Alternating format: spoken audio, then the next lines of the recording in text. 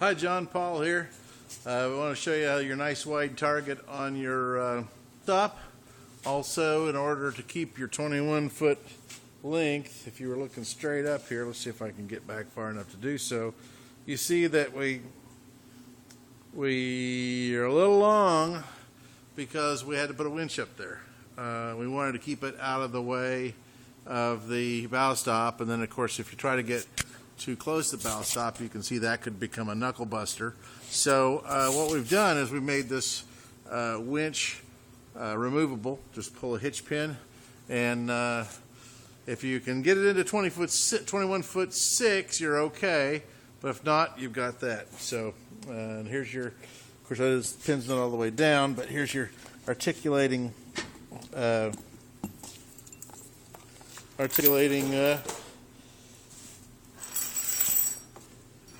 fold away hitch. And we mounted the spare tire to that. We wanted to get the spare tire. We just didn't want to mount it to the post and add extra weight to the post. There's a lot of weight up here, although you can see it's very solid.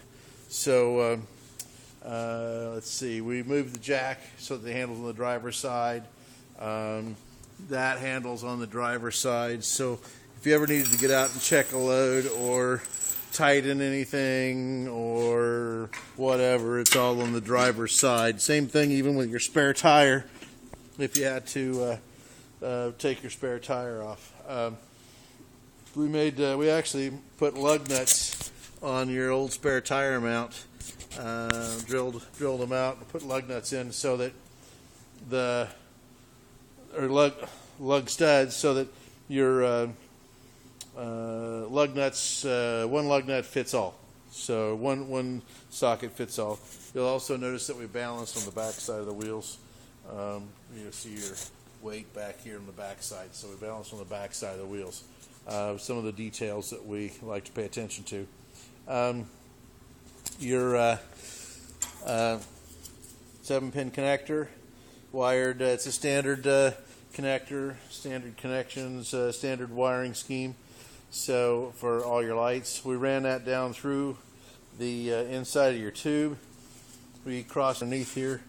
I don't know if you can actually see what we crossed over or not, but then we ran down this tube for the brakes and the lights. We still have the protective coating on the aluminum fenders, and right here we'll peel that back right at the very end.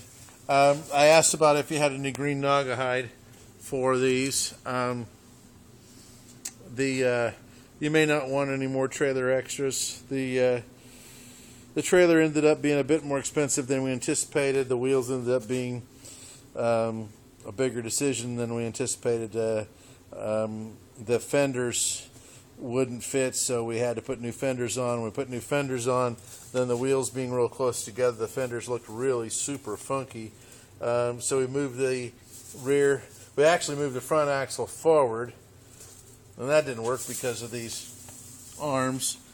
And so we didn't charge you for that, nor did we charge you to move the front axle back to where it belonged. We did charge for moving the rear axle farther back. We had to drill a few holes, but for the most part, the trailer is made for moving axles back and forth, so that really wasn't a real big deal. LED lights. Oh yeah, loading guides. I was on the subject of loading guides. It's another $100 to put sleeves on them. We can do them in black canvas. They look pretty sexy. You got black carpet on your bunks, so that look pretty sexy if you want to do it. Just let us know. So anyway, here it is sitting on the trailer, and so we incorporated everything. I don't know. Maybe this is a little.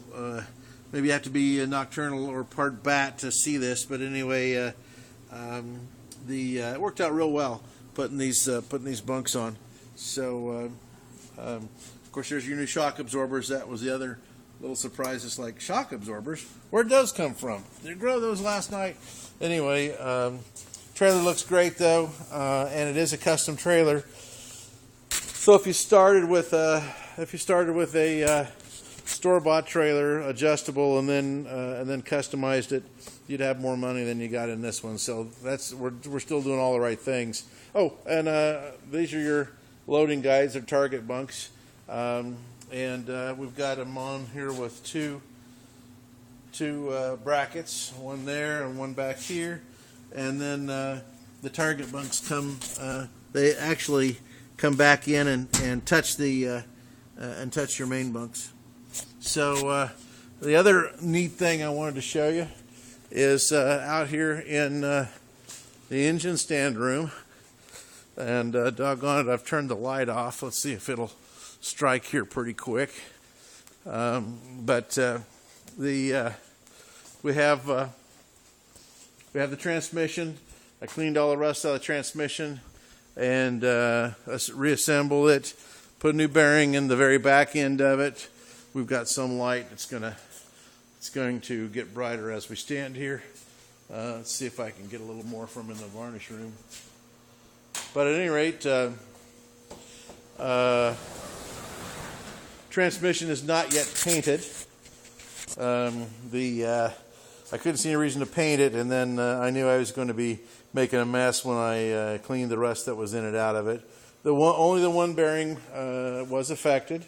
The journal bearings that ride on the crankshaft, actually ride on the end of the crankshaft, all that's good. It's nice and smooth, rotates very nice and smooth. I saved the old bearing for you.